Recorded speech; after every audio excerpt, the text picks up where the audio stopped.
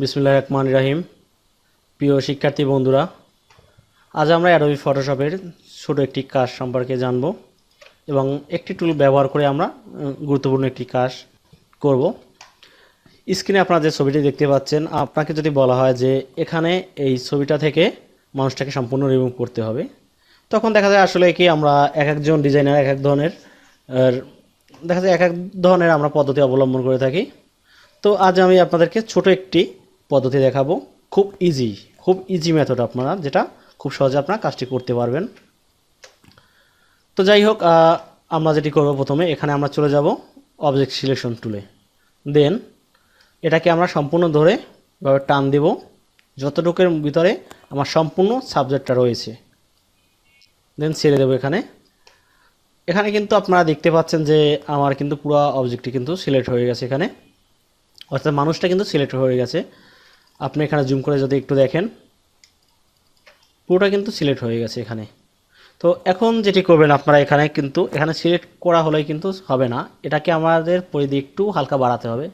তার জন্য আমরা এখানে যেটি করব, এখান থেকে আমরা চলে যাব সিলেক্ট থেকে মডিফাই থেকে আমরা চলে যাব এক্সপ্যান্ড। দেন এখানে আমরা একটু এক্সপ্যান্ডটা বাড়িয়ে দেব। আমরা এখানে 3 বা 4 দিলেই এনাফ, আমরা 3 দিয়ে দিলাম। এখানে হালকা একটু কিন্তু বেড়েছে পরিধিটা, যদি মনে করেন আরেকটু দরকার সেক্ষেত্রে আবার আপনি চলে যাবেন, সেই একইভাবে একটু বাড়াবেন। আমরা এখানে 5 দিয়ে দিলাম। ওকে, এখন যদি একটু আপনাদেরকে দেখেন জুম করে, আমাদের কিন্তু পরিধিটা একটু বেড়ে গেছে।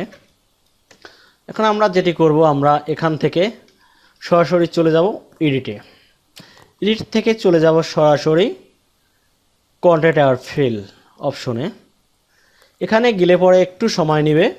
দেখা যায় যাদের ভালো কম্পিউটার, কথা বলতে ভালো কনফিগারে পিসি থাকে, সেক্ষেত্রে একটু সময়টা কম নেয়। আর যদি আপনাদের পিসির কনফিগার একটু খারাপ থাকে, সেক্ষেত্রে একটু সময়টা বেশি নিতে পারে।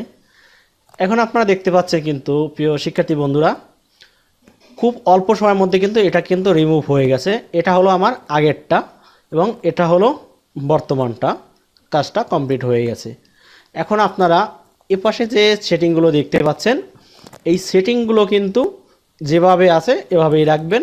সাধারণত দেখা যায় প্রথমবার আপনি যখন কাজ করবেন, তখন আপনাদেরকে সেটিংটা নড়াতে চড়াতে হবে না, যেভাবে আছে ওকে করাই থাকে এভাবে। আর শুধু আপনারা যখন খেয়াল করবেন, এখানে আউটপুট যেটা দেওয়া আছে, অর্থাৎ আপনি এটা যে আপনি করবেন কাজটা আপনি নতুন লেয়ারে নিয়ে যাবেন, সেক্ষেত্রে এখানে যেন অবশ্যই নিউ লেয়ার থাকে। তো যাই হোক, সব কিছু এখানে ঠিক থাকলে এভাবে আপনারা ওকে ক্লিক করবেন।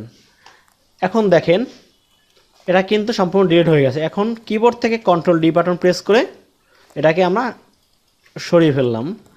এখন দেখেন খুব ইজিলি কিন্তু আমাদের কিন্তু এটা রিমুভ হয়ে গেছে। আর এটা আগে যেমন ছিল আমি আপনাদেরকে একটু দেখাই। দেখেন এটা ছিল এভাবে, এখন আমরা এই কাজটি করার পরে এটা হয়ে গেল এভাবে। সো দেখেন, আপনাদেরকে বলতে পারি যে খুব ইজিলি কিন্তু আমরা এটি রিমুভ করতে পেরেছি।